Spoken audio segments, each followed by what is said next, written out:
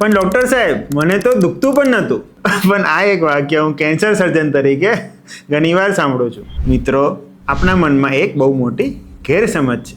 આપણે માનીએ છીએ કે ગંભીર બીમારી હોય તો દુખાવો થવો જ જોઈએ, પણ કેન્સરમાં એવું જરૂરી નથી. સ્તનમાં ગાંઠ હોય પણ દુખતી ન હોય, મોઢામાં ચાંદુ હોય પણ કોઈ ખાસ પીડા થતી ન હોય, ગળામાં ગાંઠ હોય પણ દુખાવો ન હોય, પેશાબમાં કે ઝાડામાં લોહી આવ્યું હોય પણ કોઈ દુખાવો ન થતો હોય, શરીરમાં આવી કોઈ ગાંઠ ધીમે ધીમે ધીમે મોટી થતી હોય છે પણ દર્દી કહે છે મને દુખતું નહોતું એટલે મેં ધ્યાન ન આપ્યું, અને બસ આ જ વિચાર તપાસમાં મોડું કરાવે છે.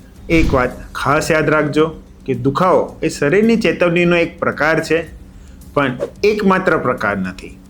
શરીરના બીજા ઘણા સંકેતો પણ આપે છે, જેમ કે નવી ગાંઠ થવી, ન મળતું ચાંદુ, અસામાન્ય લોહી પડવું, કારણ વગરનું વજન ઘટવું, અવાજમાં સતત ફેરફાર થવો, ગળે ઉતારવામાં તકલીફ થવી, લાંબા સમયથી રહેતી ખાંસી, આ બધું શરીરની ભાષા હોઈ શકે છે. હું એવું નથી કહેતો કે આ દરેક લક્ષણ એ કેન્સર જ છે. મોટાભાગે તેને બીજા ઘણા સામાન્ય કારણો પણ હોઈ શકે છે, કારણ કે કેન્સર હંમેશા દુખાવો આપીને પોતાની હાજરી જાહેર કરતું નથી. ક્યારેક તે શાંતિથી વધતું રહે છે, અને જ્યારે દુખાવો શરૂ થાય છે ત્યારે કદાચ બીમારી ખૂબ જ આગળ વધી ચૂકી હોય છે.